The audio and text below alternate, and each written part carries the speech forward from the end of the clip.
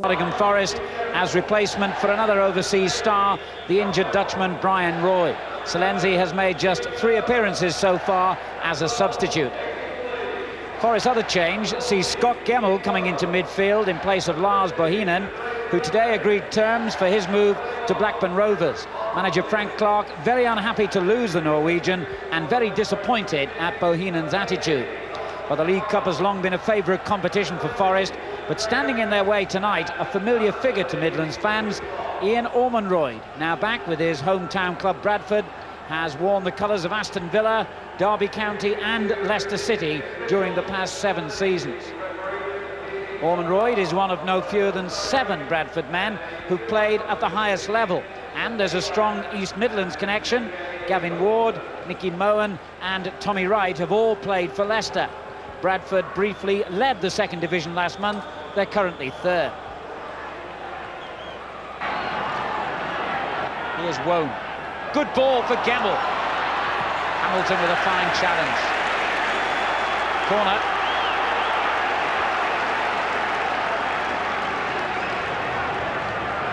Gemmell will await the arrival of Cooper and Chettle in the penalty box.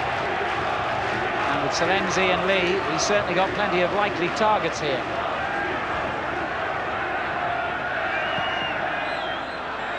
It's Lee who wins the header, and Pearce has turned it in. Took a few deflections along the way, but Forest are level on aggregate and ahead on the night. 1-0, 18 minutes gone. Yeah, and Stuart Pearce crept up with nobody watching, actually. He ran a full 50 yards and got himself in a position in which to turn that in. It was a great bit of football because whilst all the marking was going on, Pearce had crept round the back of all of them without anybody picking him up. And it was a super bit of football from Stuart Pearce. Chettle.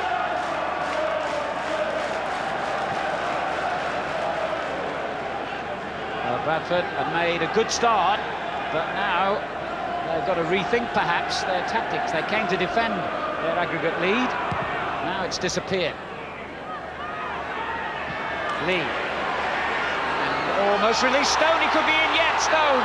And a problem still for the keeper. And Lee couldn't force it over the bodies in front of him. Or Selenzi, rather.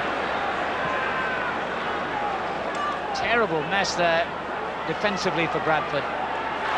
Pearce wanted that himself. He's in the mood for goals tonight. Stone.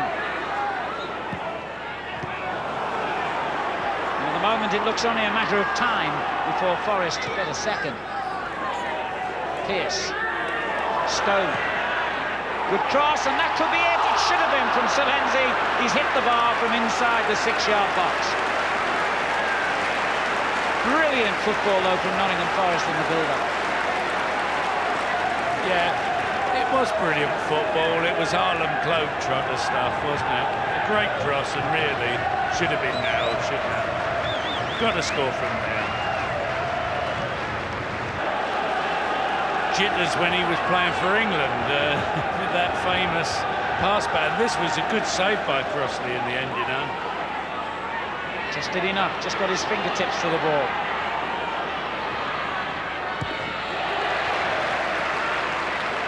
Well, although Forest have dominated play, there have been 2 or 3 warning signs that Bradford are capable of a goal.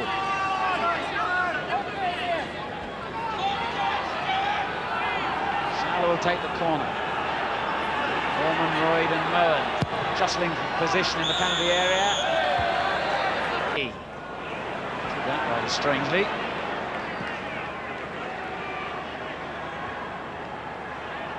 So again Lee, and finds Woe.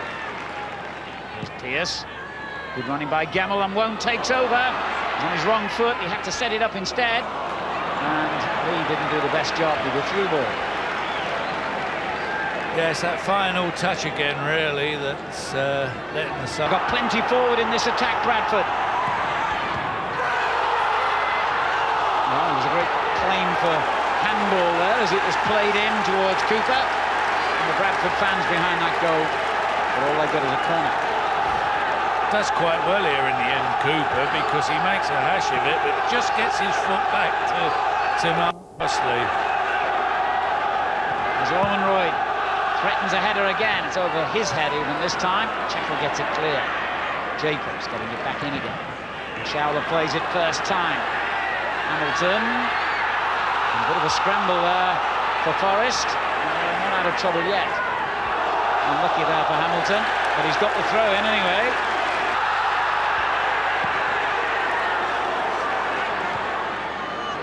Mitchell.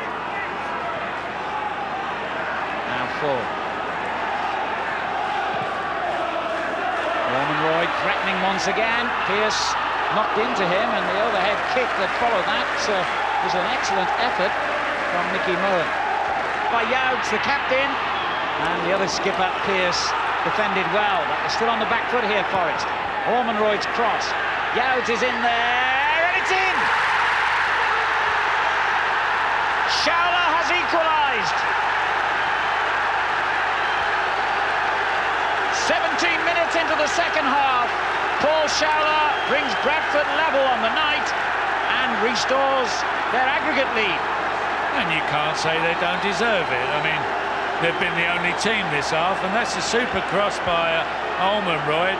Well headed down, and there's Showler, who to me has been the best player on the field. And this is just reward for his performance, because he's had a super game, Showler. He's been aware of everything that's been going on, and he's more aware than anybody else here. Lovely. Lee to Gemmell. It breaks to Wone, does it? It does now. And a good ball for Stone. And Stone has done brilliantly here, and it's in! The Italian international scores his first goal for Nottingham Forest. Gavin Ward can only ask the questions, but Salenzi provides the answer. Well, it certainly sparked Forest to life, and about time too, really. And Stone does well here. I think he was tempted to go down and didn't, and that was super play. Salenzi, good header. If you watch Stone here, he does very well. Salenzi knocks it to Wone. Wone's on the lookout. See Stevie Stone there. I think at this moment Stone could have tried to get a penalty, didn't, and they got their reward because of it. Andrea Salenzi's first goal then as a Nottingham Forest player, the man they paid £1.8 million for in the summer, starting his first match and providing his first goal. On Bradford then.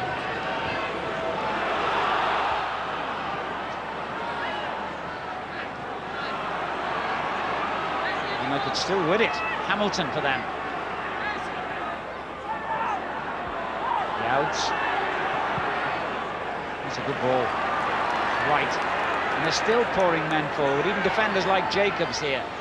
And Ormonroyd, yes! Oh dear. Ian Ormonroyd, with 2 minutes to go, has scored what could well be the winning goal for Bradford City. Well, what a great goal. We've been saying all night, really, that Ormonroyd should be getting his head onto this better, and he certainly did that time.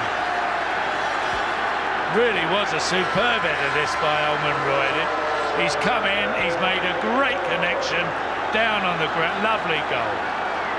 Ian Ormonroyd, who scored his first goal since his return to Bradford in the first leg, has scored in the league since, has now made it 3 in a row, and once again Bradford City of the second division are ahead on aggregate against the Premiership side. But most significantly now, and Gavin Ward's smile and Lenny Lawrence's anxiety tell that story, there's only a matter of minutes remaining. Forest could be on the way out unless they produce something magical now. Lead for them. Huge excitement from the 4,000 Bradford fans at the other end of the stadium as Forest go forward.